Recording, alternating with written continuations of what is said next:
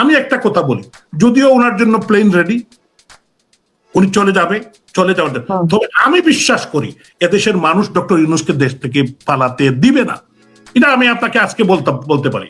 এই অনলাইনে যারা এই মুহূর্তে অনুষ্ঠান দেখছেন সবাইকে আমি বলতে চাই যে কেউ কিন্তু এরা পালাতে পারবে না, এদের বিচার বাংলার মাটিতে হবে।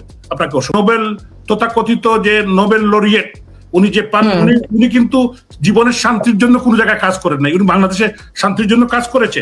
উনাকে অশান্তিতে যদি কোনো একটি মানে পুরস্কার দেওয়া হতো, এইটাই বোধহয় উনার জন্য প্রযোজ্য ছিল।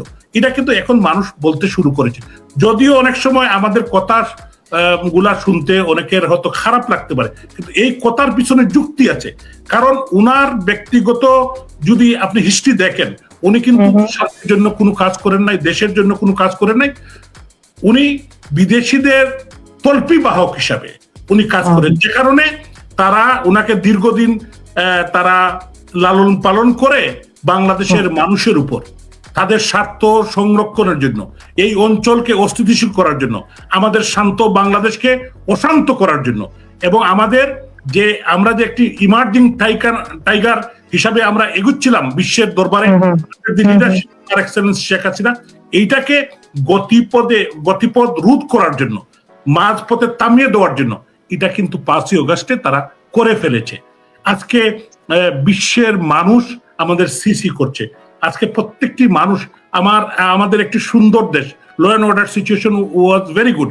বিভিন্ন সময় নির্বাচন নিয়ে বিভিন্ন কথা হয়েছে, কিন্তু নির্বাচন সাংবিধানিকভাবে প্রত্যেকটি নির্বাচন হয়েছে under the leadership of her excellence Sheikh Hasina. এখানে নির্বাচিত প্রধানমন্ত্রীকে জোর করে ক্ষমতার থেকে, নির্বাচিত একজন মাননীয় মন্ত্রী আছেন এখানে আপনার সম্মুখে, উনি কথা বলছেন, তো নির্বাচিত এমপি মন্ত্রীদেরকে জোর করে ক্ষমতা দখল করে তারা কি করলো, বাড়ি ঘরে আগুন দিল, সংসদ ভবনে আগুন দিল, আপনার রেডিও স্টেশন জ্বালিয়ে দিল, আপনার গণভবন জ্বালিয়ে দিল। তারা কি করলো, জাতির পিতার যে ঐতিহাসিক 32 নম্বর বাড়ি, এটা কিন্তু বাংলাদেশের ইতিহাসের সাথে, বাঙালির নারীর সাথে যে বাড়ির সম্পর্ক, সেই বাড়িকে 2 বার জ্বালিয়ে দিয়েছে। এই বাড়ির প্রত্যেকটি ইট কিন্তু আজকে কথা বলছে বিশ্বের যেখানে আছে। অনেক লোক আমি জানি যারা আওয়ামী লীগ রাজনীতি করেন না, আওয়ামী লীগের সাথে তাদের কোনো সম্পর্ক নাই, কিন্তু বঙ্গবন্ধুর 32 নম্বর বাড়ি নিয়ে তারা কথা বলেন যে এইটা অবশ্যই ঠিক হয় নাই। এবং ডক্টর ইউনূস যিনি জোর করে ক্ষমতা দখল করলো, যেহেতু উনি এক্সিকিউটিভের দায়িত্বে আছেন, উনি কিন্তু একটি কথা আজ পর্যন্ত কোনো জায়গায় বলেন নাই যে এই জিনিসটা ঠিক হয় নাই। তো যারা এই কাজটু করেছেন তারা এটা উপলব্ধি করছেন যে তারা কিয়ামত পর্যন্ত ক্ষমতা থাকবে। আসলে বাংলাদেশের ইতিহাস যদি দেখা যায়, তাদের সময়ে ফুরিয়ে এসেছে, মানুষ বুঝে গিয়েছে এই ষড়যন্ত্র, conspiracy against honourable prime minister Sheikh Hasina, এবং মানুষ কিন্তু আজকে জেগে উঠেছে। আজকে যদি প্রত্যেকটি সাধারণ মানুষকে আপনি জিজ্ঞাসা করেন, গ্রাম বাংলার মানুষকে জিজ্ঞাসা করেন, মা বোনদেরকে জিজ্ঞাসা করেন, আমার রিক্সা শ্রমিক ভাইকে জিজ্ঞাসা করেন, গার্মেন্টস শ্রমিক বোনকে জিজ্ঞাসা করেন, সবাই একটি কথা বলতে শুরু করেছে, আমরা তো আগেই ভালো ছিলাম, আমাদের শেখ হাসিনাতেই আমরা আস্থা, আমরা আবার আমাদের মাননীয় প্রধানমন্ত্রী শেখ হাসিনাকে আমরা ফিরিয়ে আনতে চাই। এই হলো বাংলাদেশের মানুষের বর্তমান পরিস্থিতি। কিন্তু এইটাকেও তারা বাধাগ্রস্ত করার জন্য ক্যাঙ্গারু কোর্ট বানিয়েছে। এই যে তাজুল একজন শিবির কর্মী, তাজুল যুদ্ধাপরাধীর বিচার যখন হয় তখন যুদ্ধাপরাধীদের পক্ষে আইনজীবী ছিল, তাকেই কিন্তু আইসিটি মামলার চিফ প্রসিকিউটর বানিয়েছে। এবং সে যে আচরণ, তার যে কথাবার্তা এবং যেভাবে তার আস্ফালন, এটা অত্যন্ত দুঃখিত। বাংলাদেশের প্রধানমন্ত্রী, উনার বয়স 79 বছর, উনি 4 বারের প্রধানমন্ত্রী, উনি বঙ্গবন্ধু জাতির পিতার কন্যা, উনার সম্পর্কে যে অদ্যুত্বপূর্ণ কথা বলে সে, এটা দুঃখজনক। কোনো বিচার সেখানে হচ্ছে না, এটা একটি ক্যাঙ্গারু কোর্ট, এটা তারা তাদের মতো করে করছে, তারা রায় লেখেই ফেলেছে। তারা বঙ্গবন্ধু কন্যা শেখ হাসিনাকে কি রায় দিবে, আমাদের জাতীয় নেতৃবৃন্দকে কি রায় দিবে, এটা লেখা আছে। এই আসিফ নজরুল, এই আপনার তাজুলরা, তারা যদি মনে করে, তারা কিন্তু শুধু বাংলাদেশ নয়, এই ভূখণ্ড নয়, পৃথিবীর কোনো জায়গায় গিয়ে তারা রক্ষা পাবে না। কারণ বাঙালিরা সব জায়গায় আছে, বঙ্গবন্ধুর আদর্শের সৈনিকরা সব জায়গায় আছে, এই দেশকে যারা ভালোবাসে তারা সব জায়গায় আছে। এই পতাকা মানচিত্র এই ভূমিকে যারা ভালোবাসে, আওয়ামী লীগকে যারা ভালোবাসে, ইতিমধ্যে তারা বুঝার কথা যে তারা পৃথিবীর যে জায়গায় যাবে মানুষ কিন্তু তাদেরকে জিজ্ঞাসা করবে যে তোমরা কি করছো, মানুষ কিন্তু তাদের সাথে দেখা করবে।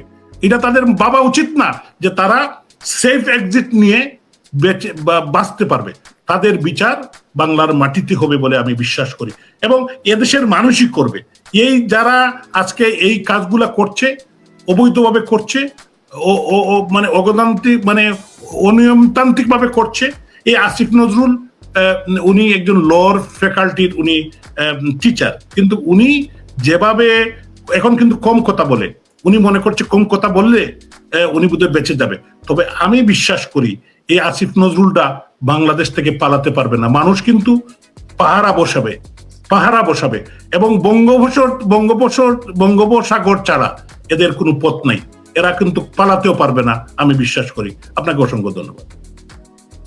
ধন্যবাদ আনোয়ার ভাই। আপনারা দুজনই ইঙ্গিত করলেন আসলে সামনে ইলেকশনের ব্যাপারে। এখানে আমাদের একজন দর্শক লিখেছেন, দুরন্ত বাংলা তার নাম, তিনি লিখেছেন তারেক রহমানের নির্দেশে বিএনপি নেতা সালাউদ্দিন আহমেদ বলেছেন আওয়ামী লীগকে কোনো কিছুতেই অংশগ্রহণ করতে দেওয়া যাবে না, তাহলে সামনে নির্বাচন কিভাবে সুষ্ঠু এবং অবাধ হবে এবং অংশগ্রহণমূলক হবে? এই প্রশ্নটা আমি একটু খালিদ ভাইকে করব।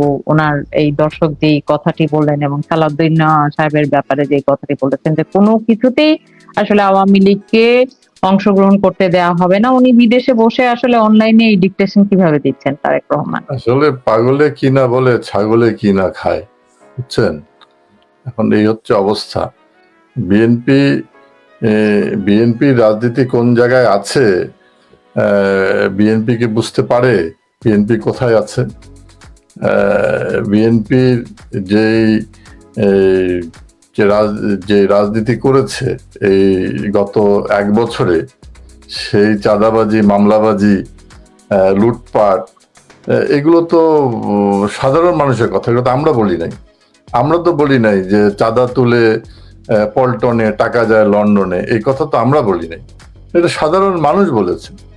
তো কাজেই এই পাগল এবং ছাগলকে নিয়ে কোনো আমাদের রাজনীতি আজকে তো যেটা হচ্ছে আমরা দেখলাম যে তারা বলছে যে এতদিন আওয়ামী লীগের কারণে উনি দেশে যেতে পারেন নাই, দেশে তার নিরাপত্তা নাই। আমার কথাটা হচ্ছে এখন তো দেশে আমরা নাই, তাদের কথা অনুযায়ী আমরা তো এখন দেশের মধ্যে নাই, আমরা তো আত্মগোপন করেছি, পলাতক আছি, জেলখানায় আছি, এটাই তো ওদের কথা। তাহলে ওনাদের নেতা যে 21শে আগস্টে গ্রেনেড হামলা মাস্টারমাইন্ড, তিনি বাংলাদেশে যাচ্ছেন না কেন? আবার দেখলাম যে বুলেট প্রুফ গাড়ি কেনার অনুমতি নিয়েছেন, তার বুলেট প্রুফ গাড়ি লাগবে কেন? তো সে তো এখন নিরাপদ বাংলাদেশে, কেন বুলেট প্রুফ গাড়ি লাগবে? কারণ তিনি জানেন তিনি কি অপরাধ করেছেন, তিনি জানেন কি বাংলাদেশের কি পরিমাণ তিনি ক্ষতি করেছেন, কি পরিমাণ লুটপাট করেছেন, কিভাবে অর্থ পাচার করেছেন, কিভাবে লন্ডনে বিলাসী জীবন যাপন করছেন উনি জানেন, কতজনের কাছে চাঁদা নিয়েছেন, কতজনের কাছে তিনি ধরা আছেন, কি কি অপরাধ তিনি হাওয়া ভবন তৈরি করেছেন তিনি জানেন। কাজেই তারা হচ্ছে ওই প্রথমে বলেছিল যে আওয়ামী লীগ বাংলাদেশে প্রাসঙ্গিক নয়, বলেছিল 2014 সালে 5ই আগস্ট থেকে। আজকে দেখেন প্রতিদিন আওয়ামী লীগের কথা উচ্চারিত হচ্ছে, প্রতি মুহূর্ত আওয়ামী লীগের কথা উচ্চারিত হচ্ছে। আওয়ামী লীগ এই দেশের মানুষের এই প্রাসঙ্গিক, কারণ আওয়ামী লীগ এই বাংলাদেশকে সৃষ্টি করেছে আওয়ামী লীগের নেতৃত্বে। আওয়ামী লীগকে বাদ দিয়ে এই বাংলাদেশের রাজনীতি হতে পারে না।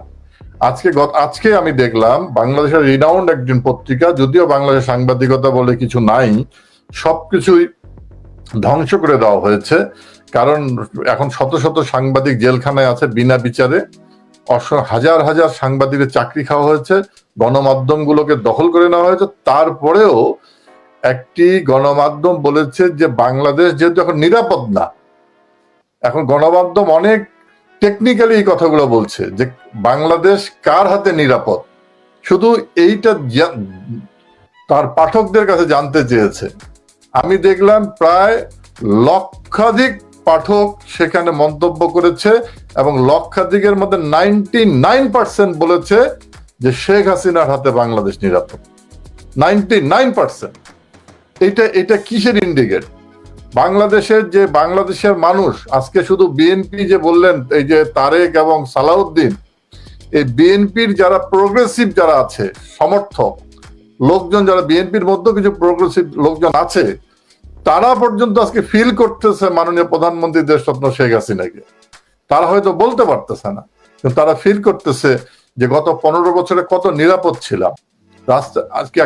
আজকে শিক্ষকদের জীবনের নিরাপত্তা নাই, শিক্ষকরা মাটি পিটা হচ্ছে, শিক্ষকরা লাঞ্ছিত হচ্ছে, অপমানিত হচ্ছে। শিক্ষকরা যখন তার ক্লাসরুমে যাচ্ছে, সেখানে গুন্ডারা, সন্ত্রাসীরা গিয়ে তার কলার ধরে ক্লাসরুমতে বের করে নিয়ে আসতেছে। সরকার তাদেরকে নির্যাতন চালাচ্ছে। ছাত্রদের কোনো নিরাপত্তা নাই। আমরা এইচএসসি পরীক্ষার ফলাফল আপনি দেখলেন, কি পরিমাণ ভূমিধস লেখাপড়ায় তৈরি হয়েছে। জেনারেশন টু জেনারেশন নষ্ট করে দেওয়া হচ্ছে। কারণ মাননীয় প্রধানমন্ত্রী দেশরত্ন শেখ হাসিনার নেতৃত্বে 15 বছরে বাংলাদেশে প্রতিটি শিশু স্কুলে যেত। আজকে যেই স্কুলের দিকে তাকাবেন, যেই কলেজের দিকে তাকাবেন, যে স্কুলের দিকে তাকাবেন, আপনি প্রধানমন্ত্রী শেখ হাসিনার সেখানে নিদর্শন সেখানে আছে। প্রত্যেকটি একদম মডেল। তো কাজেই আজকে সবকিছু চিকিৎসা ব্যবস্থা ভেঙে ফেলা হয়েছে। ডাক্তাররা, বাংলাদেশের রিনাউন্ড যেসব ডাক্তার, স্পেশালিস্ট, প্রফেসররা, তারা কোনো চিকিৎসা দিতে পারতেছে না, কারণ তাদের বিরুদ্ধে মামলা দেওয়া হয়েছে। তারা বাংলাদেশের মানুষকে সেবা দিতে পারতেছে না। ইঞ্জিনিয়াররা, কোনো ডেভেলপমেন্ট কাজ নাই। আপনি দেখেন যেই সকল ডেভেলপমেন্ট ওয়ার্ক যেখান থেকে হয়, আমি একটা মন্ত্রণালয়ের মন্ত্রী ছিলাম, সকল ডেভেলপমেন্ট বন্ধ হয়ে গেছে। হাজার হাজার লক্ষ লক্ষ শ্রমিক বেকার হয়ে গেছে, মাননীয় প্রধানমন্ত্রীর রাজনীতিটা কি ছিল? তিনি তো কোনো আওয়ামী লীগ, বিএনপি, জাতীয় পার্টি, জামাত, কে কোন পার্টি করে এটা দেখেননি। তিনি সার্বজনীন সমন্বিত উন্নয়ন করেছেন, এবং এই উন্নয়নের সেবা প্রত্যেকটি মানুষ, 18 কোটি মানুষ সেই সেবা পেয়েছে।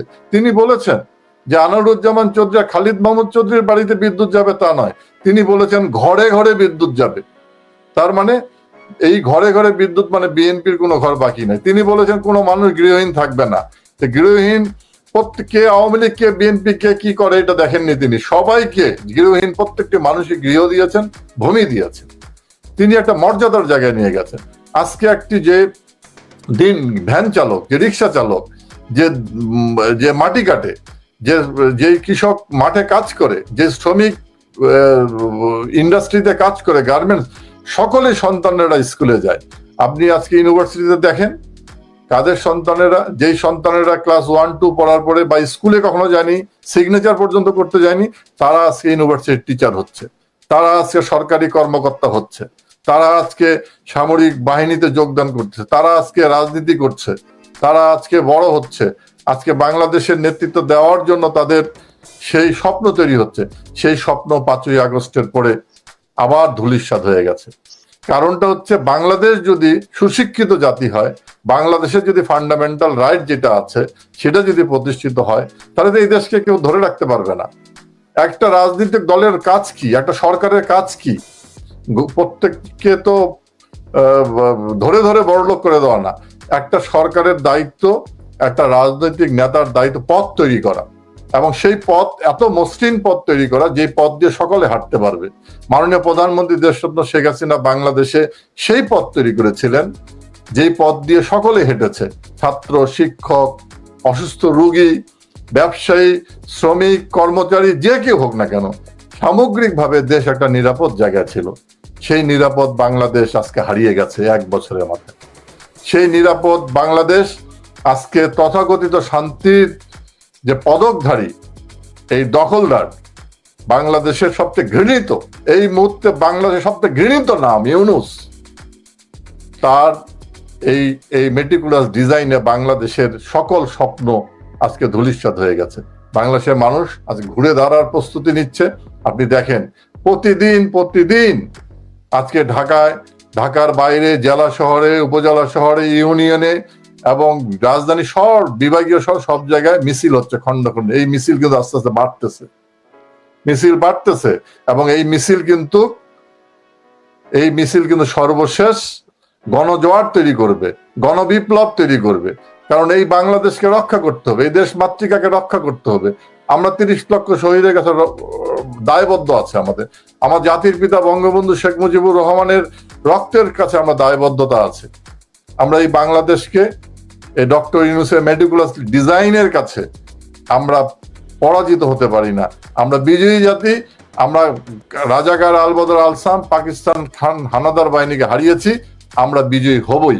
কাজেই ওই তারেক এবং সালাউদ্দিন কি বলল এটা বাংলাদেশ মানুষের কোনো যায় আসে না। ওই কথা বললাম না যে পাগলে কি না বলে, ছাগলে কি না খায়। ধন্যবাদ খালিদ ভাই। আপনি বলছিলেন, আমি এর আগে একটি প্রশ্ন করেছিলাম আমাদের আনোয়ার ভাইয়ের কাছে যে এখন গোয়েন্দা সংস্থা কেন এত নীরব, কোনো কথা বলছে না। 5ই অগস্ট পূর্ববর্তী মেট্রো রেলে আগুন এবং আর্কাইভ পুড়ে যাওয়া, বিভিন্ন স্থাপনায় অগ্নিকাণ্ডের জন্য আসলে সেই সময় যারা একটি বৈষম্য বিরোধী আন্দোলন করেছিলেন তারা বলেছেন এটা সরকারই করেছে আন্দোলনটাকে নিয়ন্ত্রণ করবার জন্য। এরকম একটা কথা বলেছে যে সরকার ক্ষমতায় থেকে নিজেই আসলে এই জিনিসটা করেছে, এরকম একটা বিষয়। এখন যারা আসলে অবৈধভাবে দখল করে সরকারে আছে সেখানে আসলে অনেকে আবার এই প্রশ্ন করছেন যে তাহলে যদি সেই সময় এই কথাটা বলা হয়ে থাকে আওয়ামী লীগ সরকারের উপরে, তাহলে তারাও এখন আসলে নিজেরা এরকম আগুন টাগুন জ্বালাচ্ছেন কিনা। যে কারণে যেহেতু প্রশাসন তাদের হাতে, তাহলে আসলে গোয়েন্দা সংস্থা যেহেতু একটা কথা উঠেছে যে আগুন লিক, তাহলে তারা আসলে এটা ইনভেস্টিগেট করে বার করছে না কেন? কোনো স্টেটমেন্ট এখন পর্যন্ত গভর্নমেন্টের কাছ থেকে আমরা, এই অবৈধ গভর্নমেন্টের কাছ থেকে আমরা পাইনি। সেখানে তো তাদের দ্রুত বের করে ফেলারই পারার কথা আওয়ামী লীগ যদি আসলে এই অগ্নি সংযোগের সাথে সম্পৃক্ত থাকে। আমি আপনাকে বিশেষভাবে একটু জিজ্ঞাসা করতে চাই আনোয়ার ভাই, বিদেশি শক্তির সঙ্গে ডক্টর ইউনূসের সরকারের কিন্তু একটি বাণিজ্য সংস্কার, যেহেতু তারা সংস্কার করবেন বলছেন, বাণিজ্য সংস্কার রয়েছে, রিফর্ম অনেকগুলো চুক্তি রয়েছে ভাই, এটার সাথে কি এই অগ্নিসংযোগের কোনো সম্পর্ক রয়েছে কিনা আনোয়ার ভাই?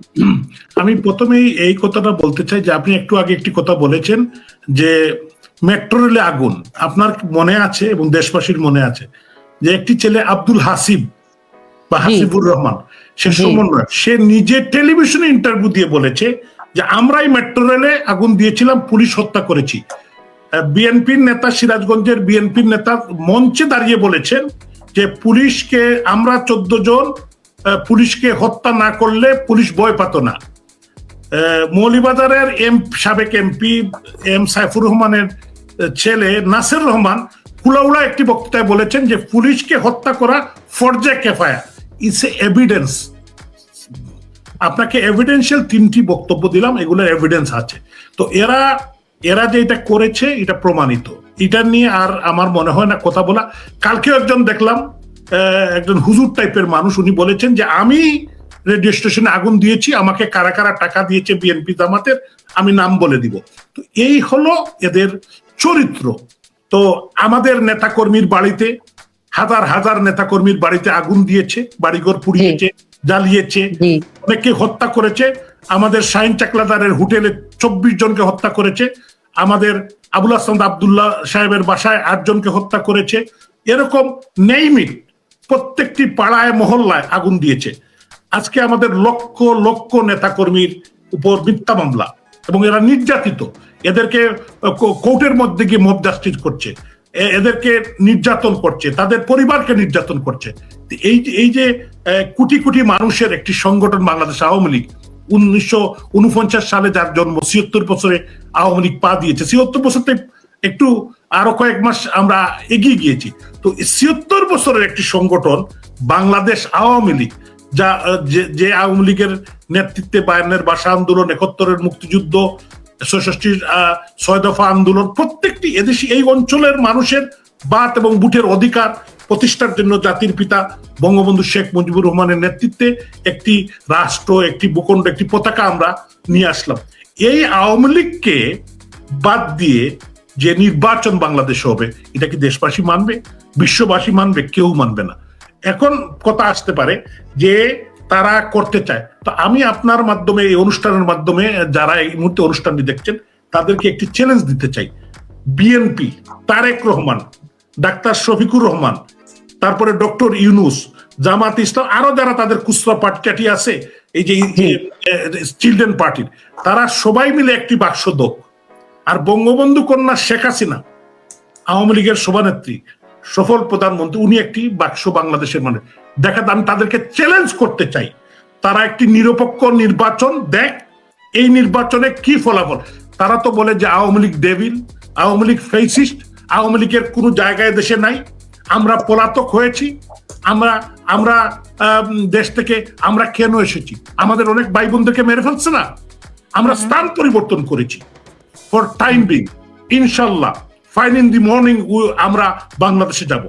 এই দেশ আমাদের, এই মাতৃভূমি আমাদের, এই পতাকা আমাদের, আমরা এই মাটিতেই যাব। আমাদের 14 মাস হয়েছে, কিন্তু 17 বছর তারেক রহমান তো দেশের বাইরে আছে, উনি কেন যায় না? তো এগুলা অপ্রাসঙ্গিক। এই যে আপনার একজন কোন সালাউদ্দিন সাহেবের কথা বললেন আমি জানি না, উনি কি উপদেষ্টা সালাউদ্দিন না ওই যে শিলং থেকে, ওই যে শিলং সালাউদ্দিন যাকে বলে, তাই নাকি?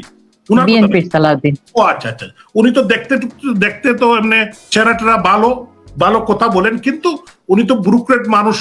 তারপরে উনি এপিএস ছিলেন, ম্যাডাম খালেদা জিয়ার পরবর্তী সময় মন্ত্রী ছিলেন। উনাকে কার বাড়ি থেকে অ্যারেস্ট করা হয়েছিল? উনি যে বলে অ্যারেস্ট হয়েছে কার বাড়িতে, এখন কার গাড়ি উনি চালায় এটা বলুক দেশবাসীর সামনে। উনি কার অফিস ইউজ করে, কার টাকায় চলে? তো এখন থলের বিড়াল কিন্তু দেশবাসী সবই জানে, সামনে কিন্তু অনেক কথা আসবে, সবই মানুষ জানে। তো এরা যে কথা এবং কাজে বিশ্বাস করে না, এবং তাদের নেতাকে তারা যাকে বলে যে যারা লুটতরাজের সাথে জড়িত, এই লুটতরার সাথে তো এই সালাউদ্দিন রাই তো জড়িত। অতীত ইতিহাস দেখেন, গাটেন কে কারে পেট্রোনাইজ করেছে। তো আমরা বলতে চাই এই দেশকে আমাদের রক্ষা করতে হবে, এই পতাকা মানচিত্র, এই ভূমিকে রক্ষা করতে হবে। এই দেশের 18 কোটি মানুষের সুরক্ষার জন্য বঙ্গবন্ধু কন্যা শেখ হাসিনা যে কাজটুকু করেছিলেন, যে ডেভেলপমেন্ট করেছিলেন, পদ্মা ব্রিজ করেছিলেন, 3rd টার্মিনাল করেছিলেন, মেট্রো রেল করেছিলেন, এলিভেটেড এক্সপ্রেস করেছিলেন, আপনার স্বাস্থ্য, বাসস্থান, তারপরে শিক্ষা খাতে যে উন্নয়ন করেছিলেন, বিশেষ করে বিশ্বের মানচিত্রে আমরা একটি জাতি হিসাবে আমরা মাথা উঁচু করে দাঁড়িয়েছিলাম। এটাকে তারা প্রতিমধ্যে তারা থামিয়ে দিয়েছে, কারণ তারা উন্নয়নকে বাধাগ্রস্ত করতে চায়। এই দেশকে তারা মানে সামনে এগুতে দিতে চায় না। এই কারণেই তারা বঙ্গবন্ধু কন্যা শেখ হাসিনাকে হত্যা করতে চেয়েছিল 5ই অগস্টে। বঙ্গবন্ধুর 2 কন্যা কিন্তু 5ই অগস্টে গণভবনে ছিলেন। ডক্টর ইউনূস প্যারিসে বসে তার অফিসে বসেই নির্দেশনা দিয়েছিলেন যে বঙ্গবন্ধু কন্যাদেরকে হত্যা করার জন্য। আল্লাহ তাআলার অশেষ রহমতের কারণে রাখে আল্লাহ মারেকে উনারা বেঁচে গিয়েছেন। তারা কিন্তু হত্যা করতে 21শে আগস্টে চেষ্টা করে নাই, কারা করেছিল এটা তো খালেদ ভাই বলেছেন। তো আমি এগুলাকে রিপিট করতে চাই না, আমি বলতে চাই যে এইটা বাংলাদেশের মানুষ গ্রহণ করবে না। তো সময় এসেছে এদেরকে মোকাবিলা এদেশের মুক্তিকামী মানুষ, স্বাধীনতার সপক্ষের শক্তি করবে বলে আমি বিশ্বাস করি। আওয়ামী লীগের কোটি কোটি কর্মী, আমরা অত 500-1000 জন নাই, আমরা দেশে নাই, 1000-1500 লোক হবে দেশের বাইরে আছি। তো কি হইলো? আওয়ামী লীগের কোটি কোটি কর্মী, আমাদের যাওয়ার কোনো প্রয়োজন নাই। যারা আছে, যে তৃণমূলের কর্মীরা যারা যুদ্ধ করছে, অতীত যুদ্ধ করেছে 75 পরবর্তী সময়ে জাতির পিতাকে সপরিবারে হত্যার মধ্যে দিয়ে বাংলাদেশে যে হত্যার রাজনীতি করেছিল, সেই হত্যার রাজনীতির মধ্যেও আওয়ামী লীগ কিন্তু ঘুরে দাঁড়িয়েছিল। আজও আওয়ামী লীগ ঘুরে দাঁড়িয়েছে, আমরা তো নাই, তারপরে ঘুরে দাঁড়িয়েছে কারা? এই তৃণমূলের আমাদের ভাই বোনেরা, তাদের জীবন বাজি রেখে, তাদের মা বোনদের অত্যাচারের মধ্য দিয়েও, জেল জুলুমের মধ্য দিয়েও তারা কিন্তু রাজপথে মিছিল করছে। আজকে কিন্তু অনেক আপনি আমাদের রাজশাহী বিশ্ববিদ্যালয়ের মাসুদ, সে একজন প্রতিবন্ধী মানুষ ছিল, তাকে জামাত শিবিরের লোকজন প্রকাশ্যে দিবালোকে হত্যা করেছে। ঢাকা বিশ্ববিদ্যালয়ে তোফজ্জুলের মতো একজন প্রতিবন্ধী সাবেক ছাত্রলীগ নেতাকে তারা হত্যা করেছে, সে প্রতিবন্ধী ছিল। তো এরা কিন্তু খুনি, এই খুনি চক্র কিন্তু কোর্টের মধ্যে গিয়ে মারছে। সাবের হোসেন চৌধুরীর মতো একজন ভদ্রলোক মানুষ, উনাকে ডাক্তার দীপুমণি, উনি একজন বয়োজ্যেষ্ঠ মানুষ, উনি মন্ত্রী ছিলেন 2 বার, উনাকে কিভাবে কোর্টের মধ্যে তারা হেনস্থা করেছে দেখেছেন। তো এই যদি হয় বাংলাদেশের বর্তমান অবস্থা, এরা দেশটাকে দুজক বানিয়ে ফেলেছে। এই ডক্টর ইউনূস মানুষ জানে একজন শিক্ষিত মানুষ, উনি নোবেল লরিয়েট, উনি যেভাবে হোক উনি একটা পাইছে।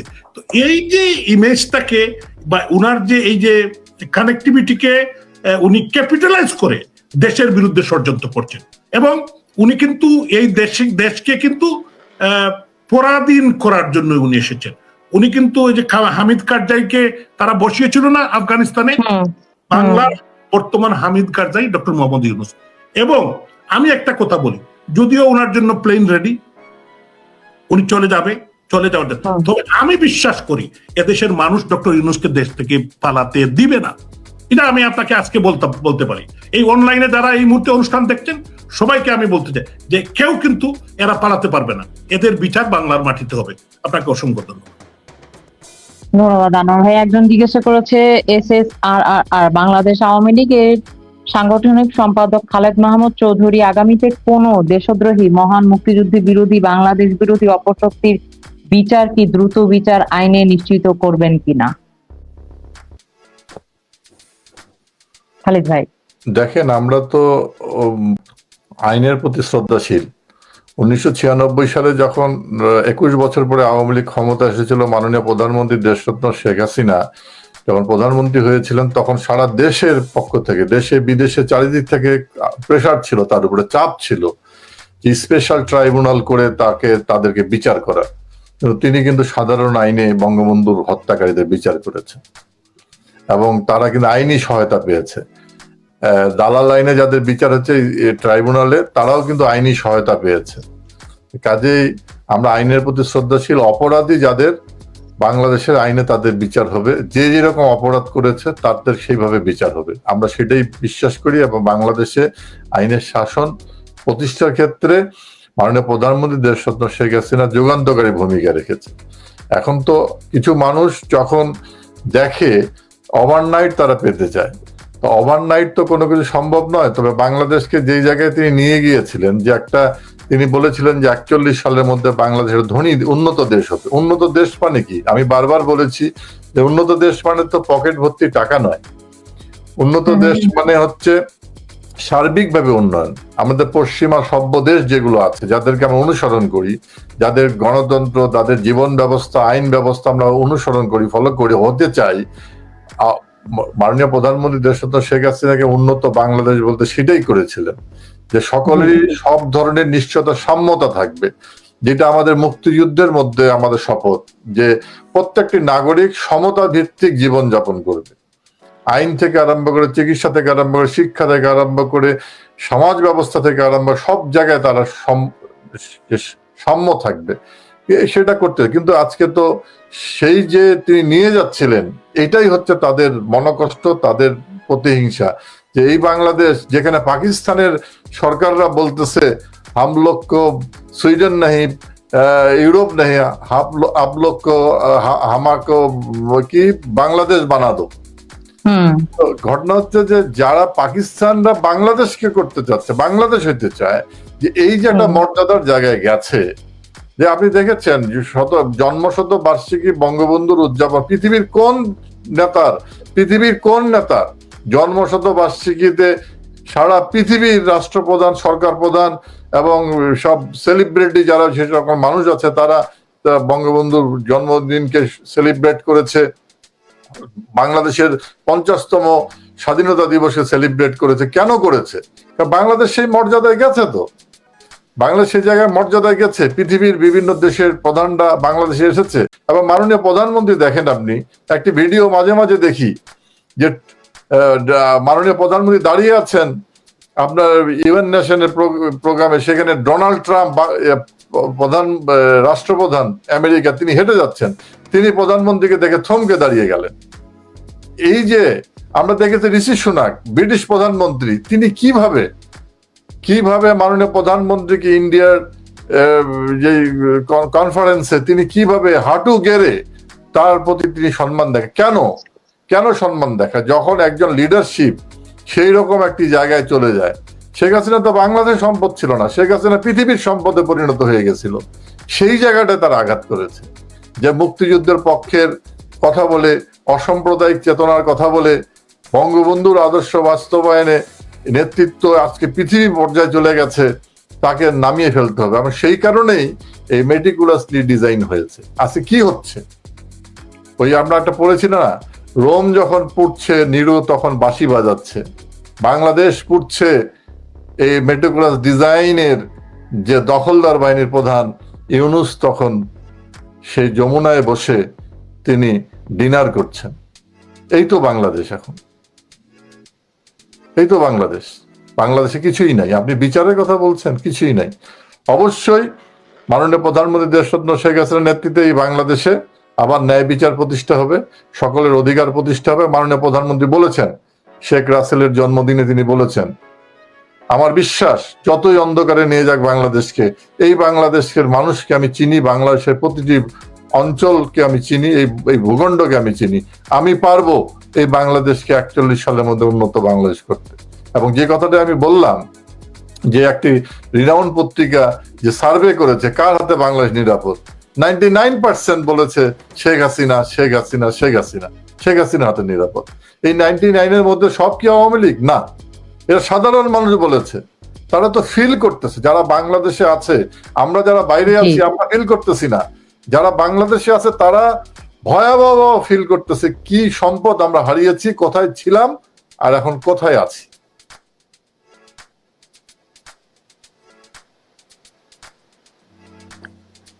জি, আমার কথা কি শোনা যাচ্ছে খালিদ ভাই? আপনি শুনতে পাচ্ছেন আমার কথা? জি। আমি আমাদের আজকের আলোচনার বিষয়ের বাইরের একটি প্রসঙ্গ আনোয়ার ভাইকে জিজ্ঞাসা করব। কোন একটি লাইভে আপনাকে আমি বলতে শুনেছিলাম যে আপনি বলেছেন সিলেটের পাথর সংক্রান্ত বিষয় রেজওয়ানা হাসানের ব্যাপারে আপনি বলেছেন যে তার বিরুদ্ধে আপনি প্রয়োজনে একটি পদক্ষেপ নেবেন, নিজে মামলা করবেন। সেটা কি আপনি আসলে সিলেটের যারা মানুষ আছে তাদেরকে নিয়ে করতে চান আনোয়ার ভাই? বিষয়টা কেন হলো, বলেছিলেন এই কথা? রেজওয়ানা হাসান উনি হইলেন পরিবেশ উপদেষ্টা, পরিবেশ বিষয়ক উপদেষ্টা। উনি নিজেই বলেছেন যে বিগত মাননীয় প্রধানমন্ত্রী শেখ হাসিনার আমলে 7 বছর উনি আন্দোলন সংগ্রাম করে উনার বক্তব্য যে এই পাথর কেউ উত্তোলন করতে পারে না বা চুরি করতে পারে নাই, কিন্তু উনি উপদেষ্টা হওয়ার পরে এই পাথর ডাকাতি হয়েছে, লুট হয়েছে। এখানে ডাইরেক্টলি উনার স্বামী জড়িত, এবং এই যে সিন্ডিকেট, এই সিন্ডিকেটের সাথে উনার স্বামী জড়িত। তো এইটা আমি এবং উনি কোনো অ্যাকশন নেন নাই। এটা কিন্তু একদিনে 5,000 কোটি টাকার পাথর লুট হওয়ার কোনো সম্ভাবনা নাই।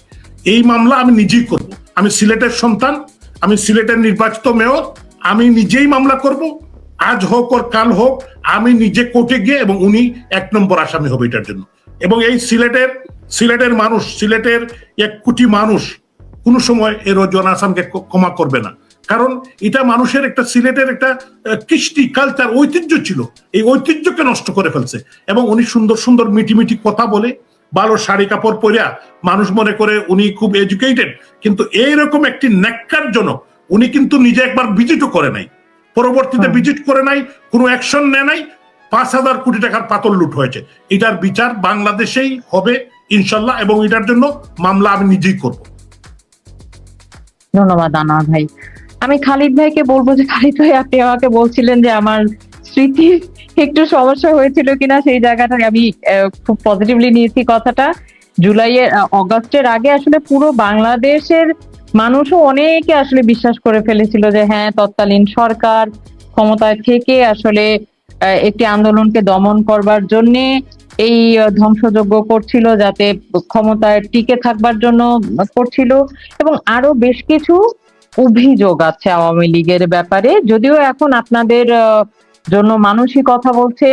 কারণ যেভাবে আসলে বাংলাদেশে 71-এর উপরে আক্রমণ শুরু হয়েছে, যারা নাকি আওয়ামী লীগের সাথে সম্পৃক্ত না, শুধু বঙ্গবন্ধুর কথা বলছেন, মুক্তিযুদ্ধের কথা বলছেন, এই বর্তমান অবৈধ যে সরকার তারা কেন জানি মুক্তিযুদ্ধের কথা, 71-এর কথা শুনলেই ভয়ে আটকে ওঠেন। তারপরেও আমি বলবো একটি অনেক বড় অভিযোগ আপনাদের লিডারদের ব্যাপারে ছিল, আওয়ামী লীগের ব্যাপারে ছিল। সেটা হচ্ছে যে আওয়ামী লীগের যারা নেতা আছেন তারা জনবিচ্ছিন্ন ছিলেন। এই জায়গাটায় কি আসলে কোনো শুদ্ধির প্রয়োজন আছে কিনা, আত্মসমালোচনার প্রয়োজন আছে কিনা, বা এই বিষয়ে সামনে আপনারা কি করবেন?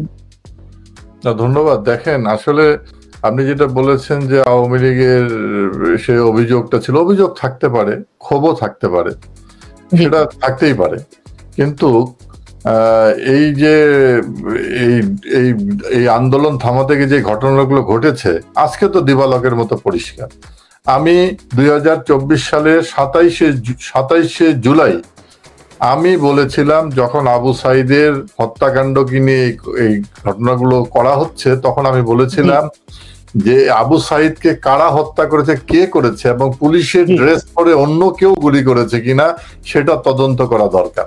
আজকে তো পরিষ্কার আবু সাইদকে কে আরা হত্যা করেছে, মুগ্ধকে কে হত্যা করেছে, 7.62 স্নাইপার কারা ব্যবহার করে, এটা তো আমার কথা না, সাখাওয়াত সাহেবের কথা, যার কারণে তার স্বরাষ্ট্র মন্ত্রণালয়ের তাকে খোয়াতে হয়েছে।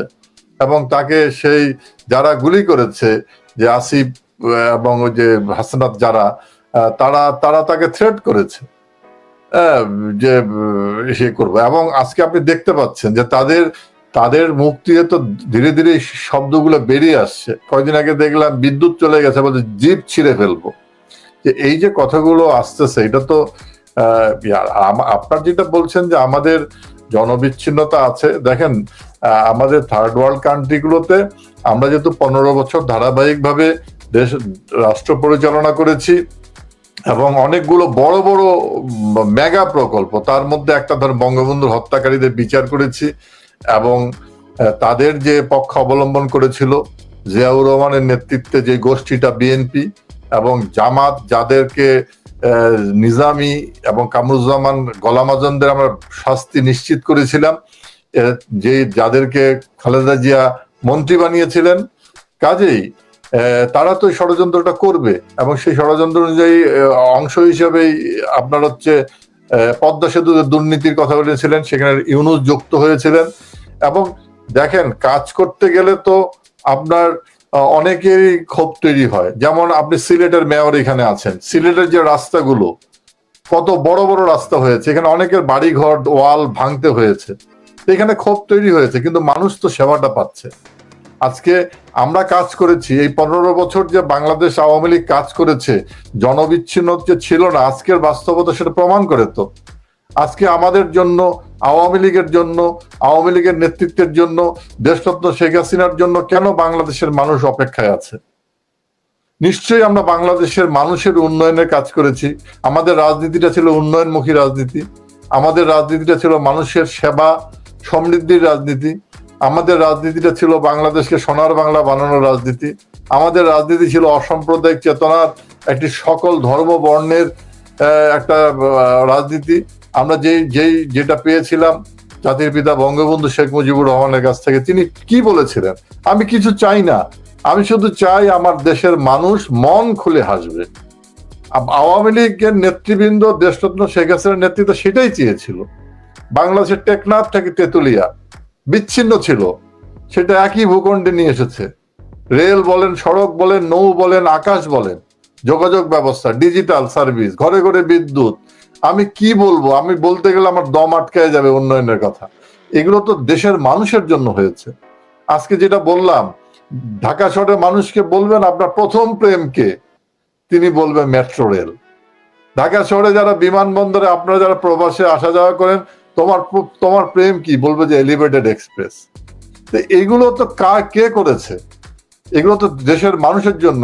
মেট্রো রেলে তো মাননীয় প্রধানমন্ত্রী একদিন উঠেছেন, কিন্তু সাধারণ মানুষ প্রতিদিন উঠতেছে। এলিভেটেড এক্সপ্রেসে তো প্রধানমন্ত্রী প্রতিদিন ব্যবহার করে না, সাধারণ মানুষ ব্যবহার করতেছে।